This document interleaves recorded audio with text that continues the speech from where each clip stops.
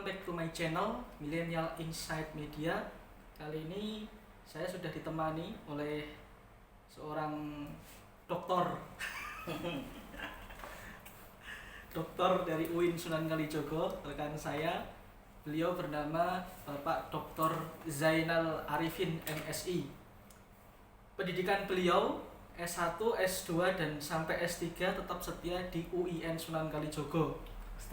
Istiqomah ya, konsisten di situ. Jurusan pendidikan Islam ya dokternya. Islam. S2 nya jurusan kebijakan manajemen dan kebijakan pendidikan Islam, MKPI. S1 nya TAI dan S3 nya kependidikan Islam. Kependidikan Islam. Sekarang beliau menjadi Kaprodi MPI, Manajemen Pendidikan Islam, Fakultas Tarbiyah dan Ilmu Keguruan UIN Sunan Kalijogo, Yogyakarta. Nah, pada kesempatan kali ini kita akan berbincang santai atau cik-cat santuy yaitu tentang persoalan klasik sebetulnya ini, tentang bagaimana kita sebagai umat muslim itu menyikapi sebuah takdir kehidupan. Biasanya kan orang itu kan sering berpikir, oh mati itu takdir, jodoh itu takdir, rezeki itu takdir gitu, dan semuanya serba takdir. Lama-lama punya pemikiran fatalisme itu tadi. Nah, menurut Pak Zainal, takdir itu apa sih sebetulnya? Oke, jadi sebetulnya manusia itu diberikan oleh Tuhan untuk bisa memilih. Jadi kalau saya memaknai bahwa takdir itu sesuatu yang sudah terjadi, artinya bahwa semua kejadian di alam semesta ini ya semua kehendak Tuhan. Tapi luar biasanya itu manusia itu diberikan kebebasan memilih. Jadi dari kebebasan memilih ini sebetulnya manusia juga diberikan peluang untuk berusaha. Jadi berusaha semaksimal mungkin. Karena salah satunya manusia diberi akal, diberi potensi, diberi skill. Bahkan dalam Al-Quran sendiri ketika Tuhan memerintahkan Adam untuk menjadi khalifah, itu kan sebetulnya sangat jelas sekali wa alamal Adam al-asma ya, bahwa manusia itu diberikan potensi nama-nama atau pengetahuan yang di situ akan berkembang terus.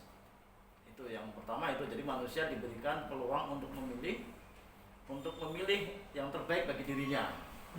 Walaupun nanti ya ini memang kalau berbicara tentang takdir itu kan memang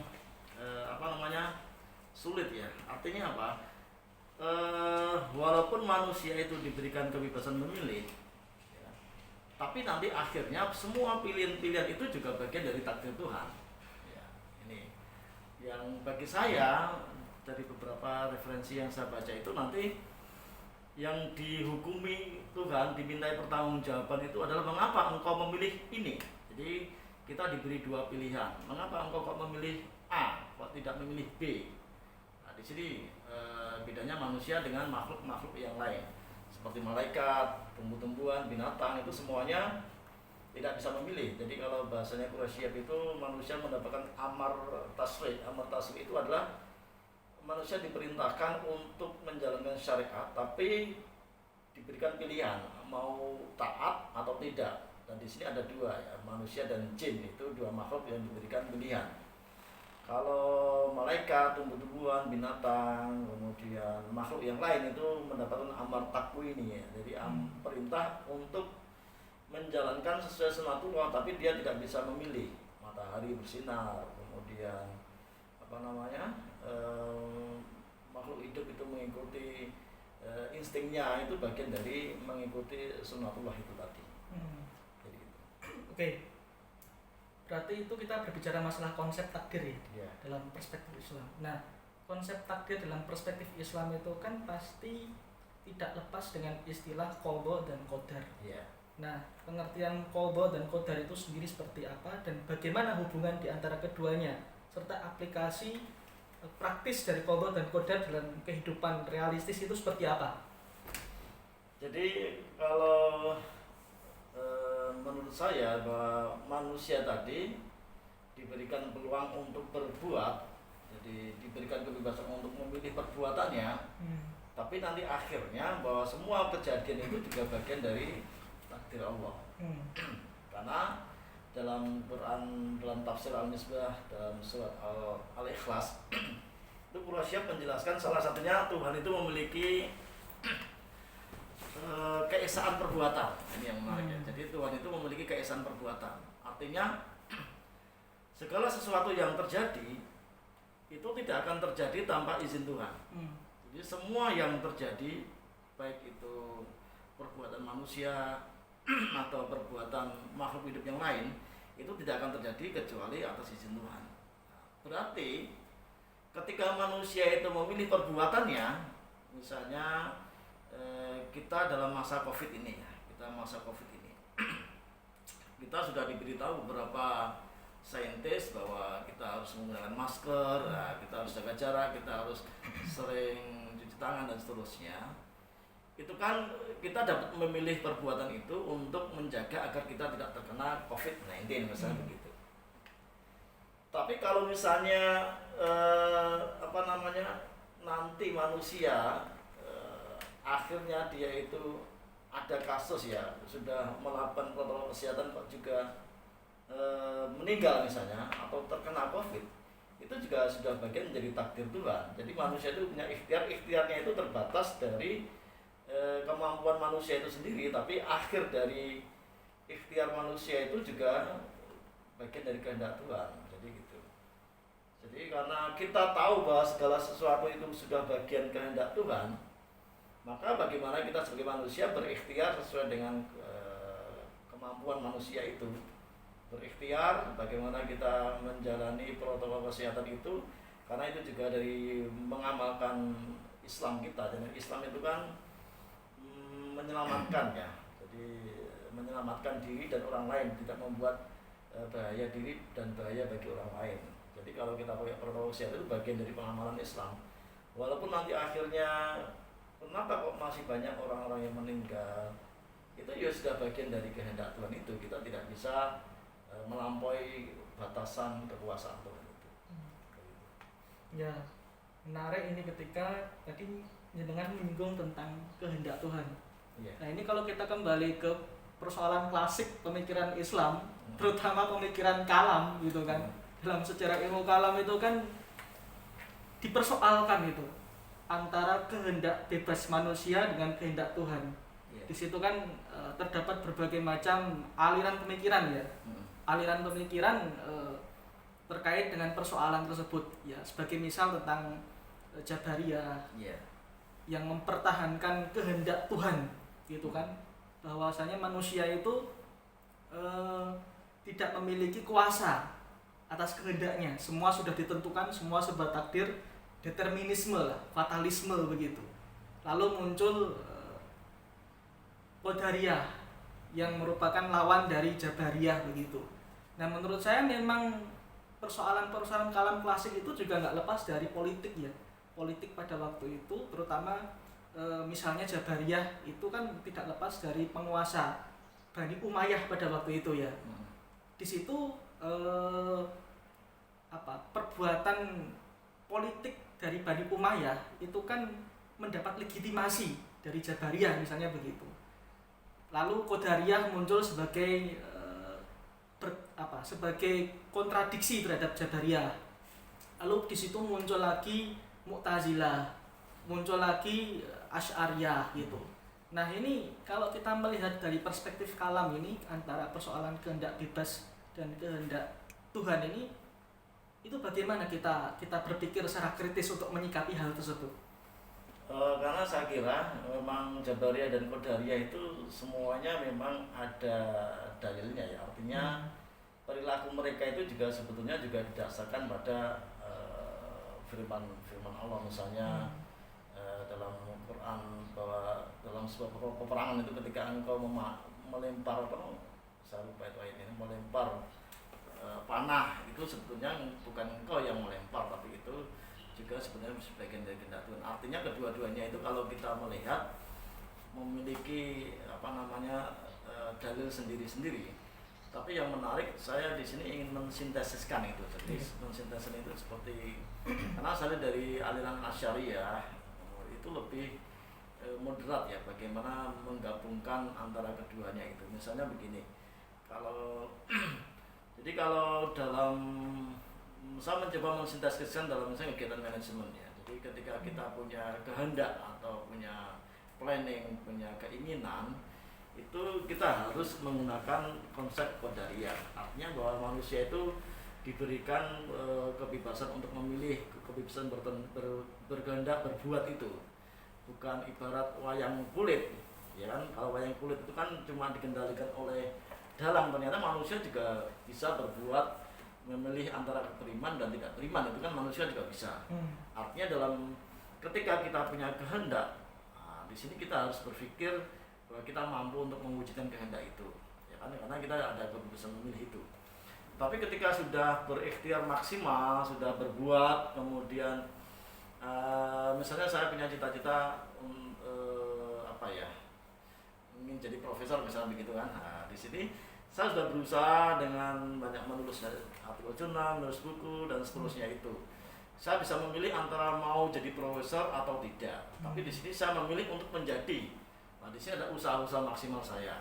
Nah, ketika di puncak ikhtiar itu, jadi di puncak ikhtiar itu semua sudah saya kumpulkan maksimal, kemudian saya ajukan ke PAK-nya misalnya begitu, ajukan ke Dikti. Ini syarat-syarat menjadi profesor saya sudah penuhi semuanya.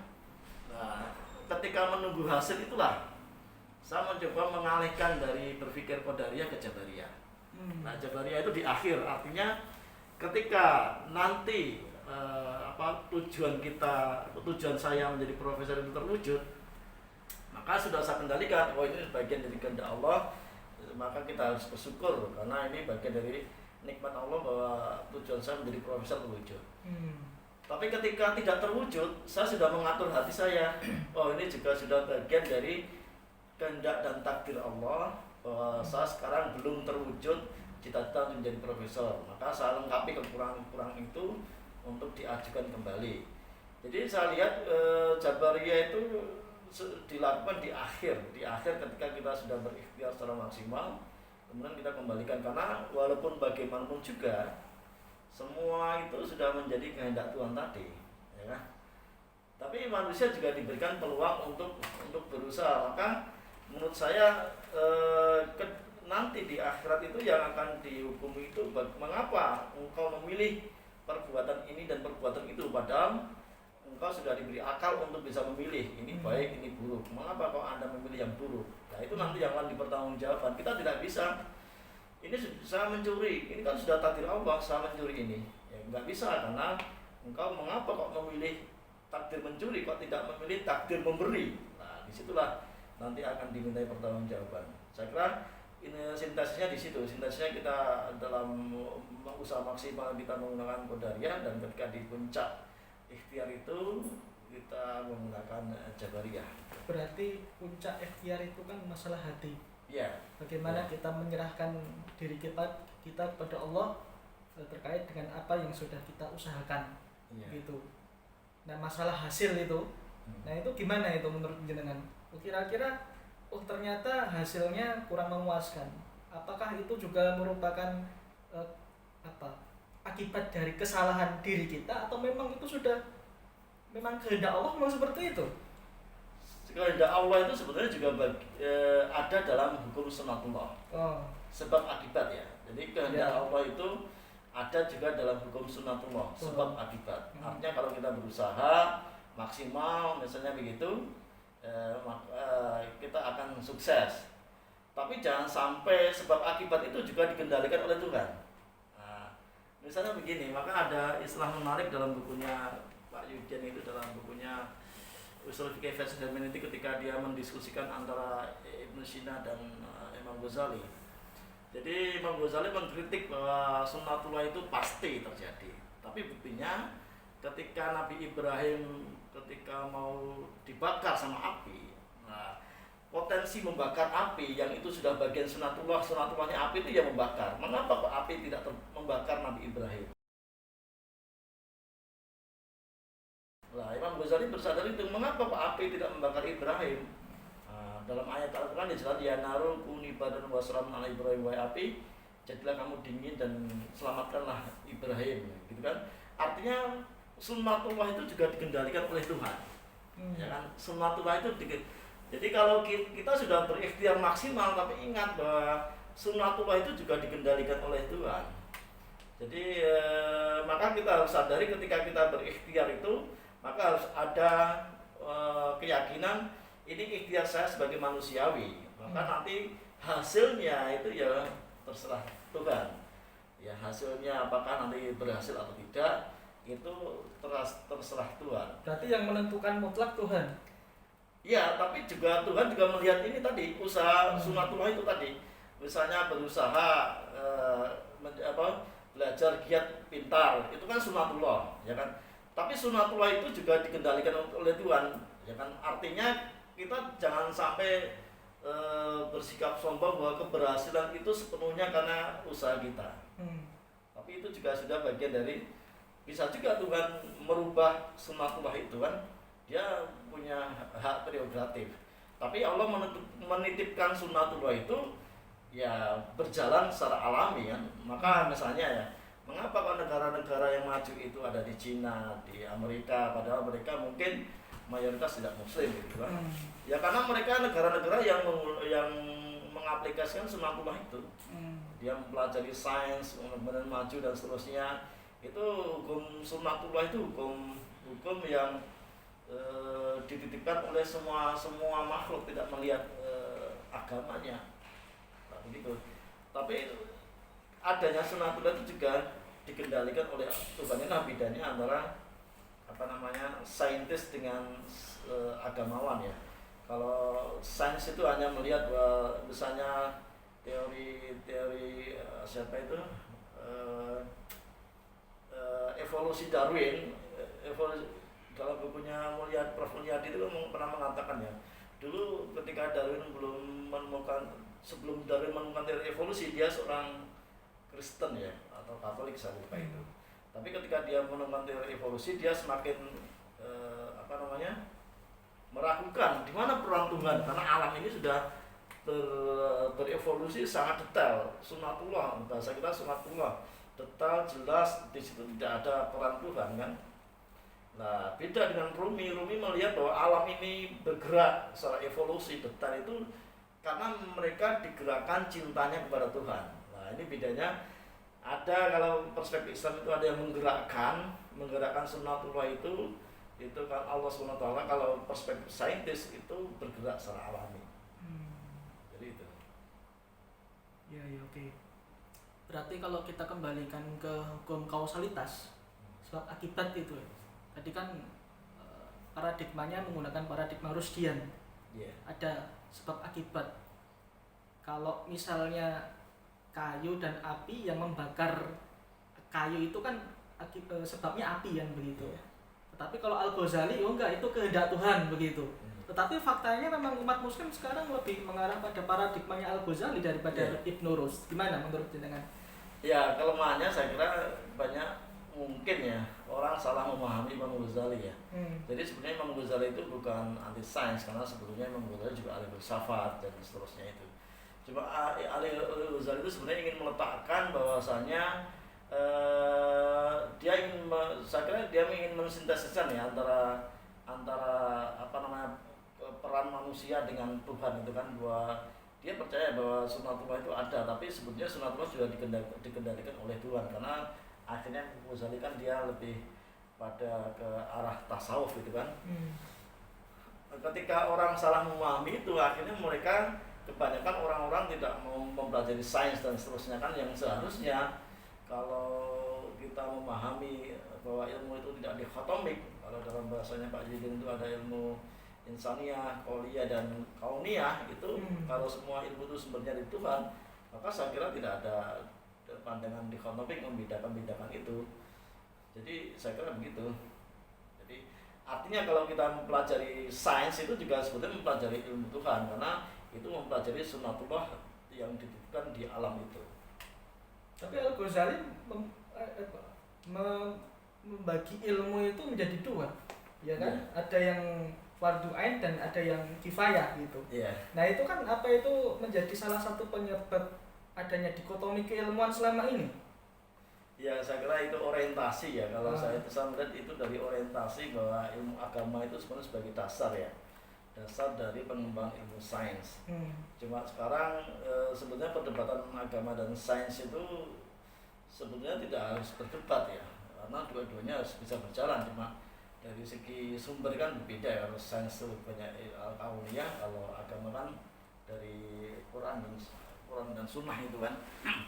Jadi saya kira begitu, tidak orientasinya saja, orientasi bahwa ilmu agama itu menjadi dasar, maka fardhu ain. Tapi kemudian berkembang kita setelah dasar agama kuat, baru kita mempelajari ilmu sains itu. Cuma kelemahannya umat Islam sekarang lebih banyak bagaimana mengembangkan agama saja, sainsnya dilupakan. Sehingga secara sunatullah ketika negara-negara yang minoritas muslim itu ketika mempelajari sunatullah ya mereka lebih maju. Ya itu sunatullah, tidak bisa bahwa sunatullah tidak melihat agama itu. Teori kasab itu kan lebih ke arah acquisition ya, perolehan gitu. Iya. Berbeda dengan ketika kita mempelajari pemikiran Mu'tazilah.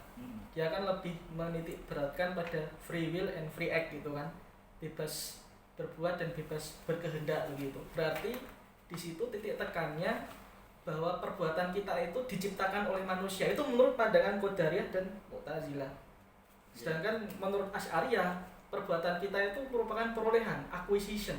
Jadi ada kehendak mutlak Tuhan itu masih berpengaruh kuat di dalam unsur itu tadi, membuat kehendak manusia itu tadi. Ya karena saya lihat Imam Al-Asy'ari itu termasuk tokoh yang moderat ya. Jadi dia ingin menggabungkan antara wahyu dan akal.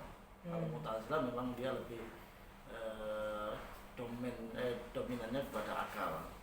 Kalau misalnya di sini dalam surat At-Takwir ya, Takwir ayat 26 sampai 29 itu salah satunya dijelaskan oleh Qurasyab.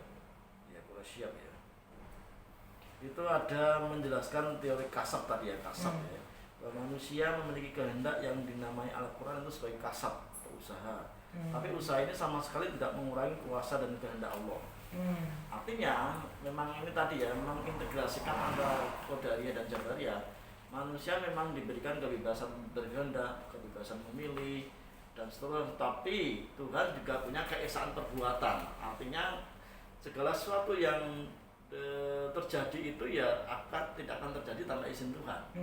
Itu keyakinan orang-orang yang pandangan ini ya, pandangan teologis atau orang-orang yang orang beriman bahwa segala sesuatu itu terjadi atas kehendak Allah SWT itu.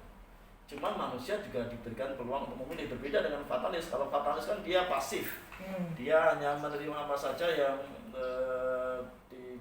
ditimpakan kepada dia, bahkan cenderung tidak mau berusaha. Kalau di Qadariyah dia ada usaha untuk berikhtiar secara manusiawi.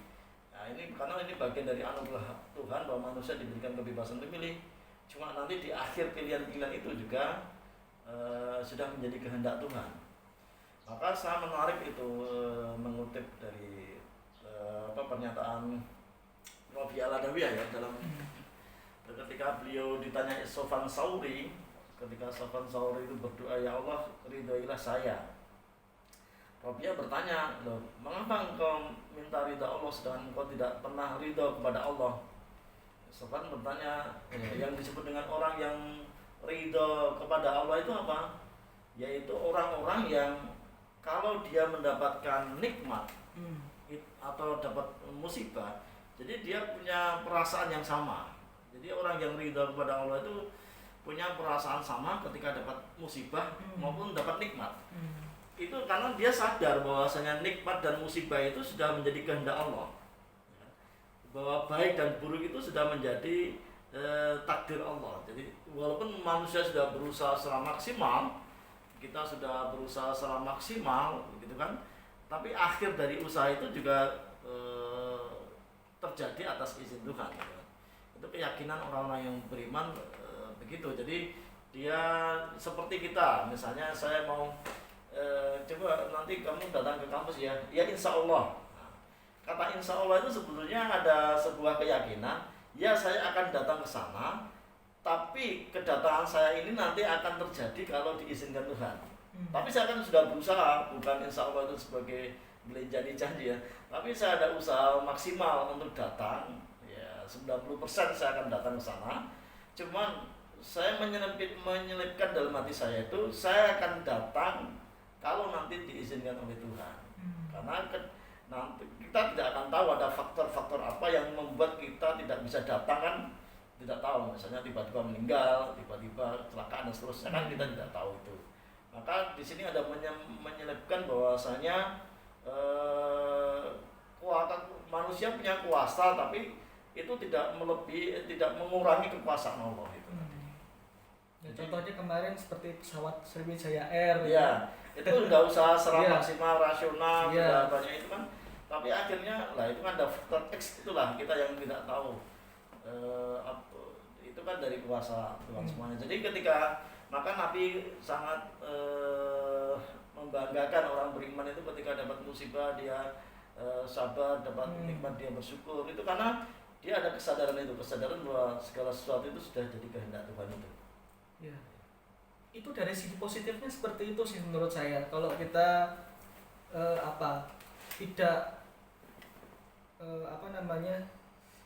tidak memberikan akal itu kuasa yang sangat lebih ya untuk memikirkan ini, artinya di situ juga ada peran hati gitu kan. Enaknya di situ kalau seandainya kita memberikan porsi lebih pada akal itu kan akan dicari, wah ini sebabnya ini gini. Wah nanti ujung-ujungnya kita itu tidak bisa menerima tidak ada sikap ikhlas di situ ya. Tidak ada sikap sabar gitu ya. Kalau kita lebih cara berpikirnya itu, oh ini semua sudah kehendak Allah, itu kan hati kita itu kan lebih enak seperti itu. Itu menurut saya sih positifnya seperti itu sih gitu. Jadi ikhlas itu kalau R.B. Sentang menyebut positive feeling. Jadi manusia itu selain harus berpikir positif atau positive thinking, tapi juga harus positive feeling. Maka kalau saya tadi bisa mensintesiskan, kita ketika punya kehendak, kita berusaha secara maksimal ikhtiar, itu bagian dari positive thinking. Bahwa di masa pandemi ini saya ikhtiar menjaga protokol, insya Allah saya sehat selalu. Berarti tasawuf itu memberikan sisi positif yang luar biasa ya bagi diri kita gitu ya. Iya, bukan tasawuf itu sebenarnya untuk mengatur rasa itu ya, perasaan atau hati itu pentingnya tasawuf di situ. Tapi ya ketika kita bertasawuf ya jangan lupa untuk mengurusi kegiatan duniawi itu, karena bagian dari itu tadi pengembangan peradaban, kemajuan dan seterusnya. Karena manusia juga diberi ikhtiar wa'alam adam al-asma ya. Jadi kata Quraisy, manusia itu mengapa kok Allah lebih memilih manusia daripada malaikat? Karena potensi skill manusia itu lebih dibutuhkan Tuhan untuk mengelola alam ini daripada skill malaikat. Karena skill malaikat kan tasbih, nukat disulak, nukat nusabihu, nukat disulak kan bertasbih. Kan kalau potensi Adam kan diberi akal, pengetahuan di situ. Berarti kan kita kembalinya bagaimana kita bisa mendialogkan antara pola berpikir Bayani, Burhani dan Irfani kan gitu. Tiga-tiganya itu penting itu ya. Tiga-tiganya penting, tapi harus diingat bahwa dalam urusan duniawi kita harus menggunakan skill Adam, yaitu wa'alamal adam al-asma. Jadi misalnya kita ada masa Covid ini, ya kita tidak cukup hanya beribadah, berdoa saja, tapi juga menggunakan skill Adam itu, yaitu berusaha secara rasional. Karena Adam sendiri juga memerintahkan kita untuk menggunakan akal itu. Kita juga pakai APD, itu bagian dari rasionalisme kita dalam menghadapi duniawi. Dan nanti setelah itu kita baru berpikir bagaimana kita juga mengikhlaskan tawakal dan seterusnya itu. Itu yang tadi mensintesiskan antara Bayani, Burhani dan Irfani, itu saya kira pentingnya di situ. Dan dalam konteks usul fikih itu sebetulnya sudah ada dasarnya juga kan begitu. Ya misalnya kalau kita kembali ke maqasidus syariah gitu kan. Nah, hifdzun nafs itu kan menjaga jiwa itu sangat ditekankan sekali, dan kedudukannya juga seperti menjaga agama kan begitu.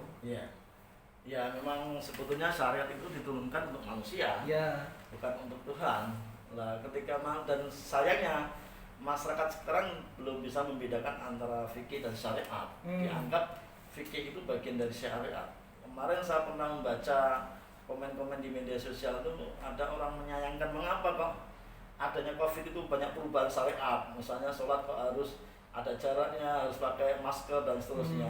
Dia tidak paham bahwa dalam menjalankan syariat itu ketika membahayakan jiwa, itu syariat bisa gugur kewajibannya.